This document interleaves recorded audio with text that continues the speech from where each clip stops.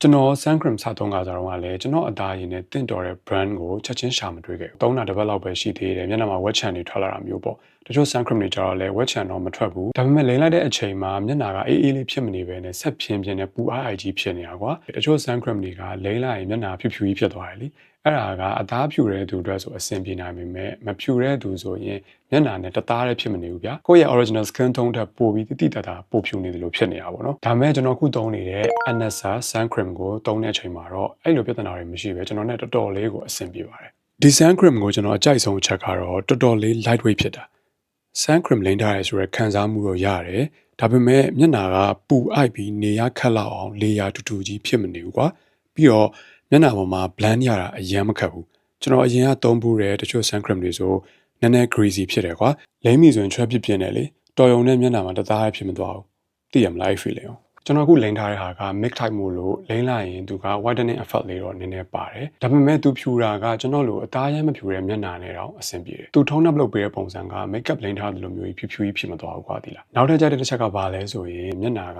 အစီပြန်တာတော်တော်ကိုတက်တာမနက်ကလေးကလိမ့်သွားတဲ့ sun cream ကညနေအိမ်ပြန်ရောက်တဲ့အထိမျက်နှာမှာရှိနေလို့မအိတ်ခင်မျက်နှာတက်လိုက်မှာပဲမျက်နှာမှာမရှိတော့တာပေါ့မျက်နှာတက်တယ်ဆိုလို့ကျွန်တော်ဒီ sun cream ကိုကြိုက်တဲ့နောက်ဆုံးတစ်ချက်ပြောပြမယ်နော်အဲ့ဒါဘာလဲဆိုတော့ waterproof ဖြစ်တယ် beach သွားတာမျိုးတို့ရေဆိုးနိုင်မဲ့တနေရာသွားတာမျိုးတို့ဆိုနေရောင်လဲကာကျင်တယ်ဆိုရင်ဒါလေးကတော်တော်အဆင်ပြေတယ်ဟွာဒီလားကျွန်တော်ကြိုက်တဲ့အချက်လေးတွေပြောပြပြီးဆိုတော့မကြိုက်တဲ့အချက်လေးလည်းနည်းနည်းပြောပြမယ်နော် dry skin တွေအတွက်သိအဆင်မပြေဘူးကျွန်တော် skin type က combination ဆိုတော့လူက dehydrated ဖြစ်နေတဲ့တချို့ရက်တွေဆိုရင် skin က a little dry နေတယ်ဗျာ especially ဒီလို cheek zone တွေပေါ့အဲ့လိုရက်မျိုးမှာဒီကောင်ကိုလိမ့်ထားရင်တော့ဒီလိုပါးနေရာတွေမှာ flaky ဖြစ်လာတတ်တယ်ဘယ်လိုမျိုးလဲဆိုတော့ it's like ဆောင်းတွင်းမှာသား6တလို့မျိုးလေအဲ့တော့ dry skin သမားတွေကဒီ mix type ကိုသုံးမယ်ဆိုရင်နည်းနည်းစဉ်းစားသင့်ပါတယ်မျက်နှာကို moisturizer တွေပါလိမ့်ပြီး skin care တေချာမလုပ်ထားဘူးလူကလည်း hydrated မဖြစ်နေဘူးဆိုရင်ဒီကောင်ကိုသုံးရတာသိအဆင်မပြေဘူးလို့ကျွန်တော်ထင်တယ်အဲဒါကြောင့်ကျွန်တော်က DJ type လေးလဲဆောင်းထားပါတယ်အဲ့တော့အခုကျွန်တော်လိမ့်ပြရင်းနဲ့သူ့ကိုကြိုက်တဲ့အချက်လေးတွေပါတခါလေးပြောပြမယ်နော်သူက gel type ဆိုတော့ခုနက mix type တက်တောင်ပို့ပြီး lightweight ဖြစ်တယ်အသားတွေကိုစိတ်ဝင်သွားတယ်လို့ sense မျိုးရတယ်